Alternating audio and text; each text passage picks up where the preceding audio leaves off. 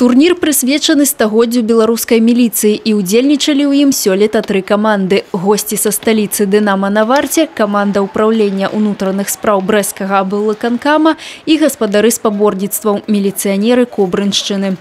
Многіх удзельнікаў прыехалі падтрымаць не толькі калегі, але і сем'і. Идея принадлежала в то время начальнику УД Брестского исполкома генерал-майору милиции Сычевскому. Под эгидой города Кобрина, где находится, видите, прекрасная ледовая арена, он выдвинул идею проведения турнира с приглашением команд из различных регионов Республики Беларусь. Уже проходит 7-й раз.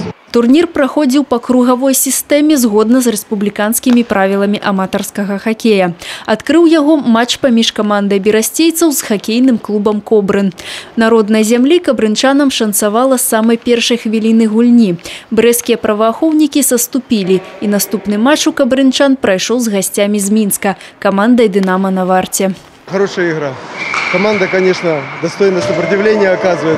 Но, скорее всего, может быть, у нас немножко лучше физическая подготовка, поэтому вот получается, что, так сказать, немножечко их переигрываем. Хотелось бы, конечно, пожелать, чтобы на следующий год больше команд было. Па выніках 3 гульняў кубак павезлі дамоў мінчане. Другое месца ў гаспадароў турніру, а на 3-м каманда брэсцкіх супрацоўнікаў унутраных спраў. Турнір ужо стаў добрай традыцыяй Кобрына і абавязкова пройдзе і ў наступным годзе.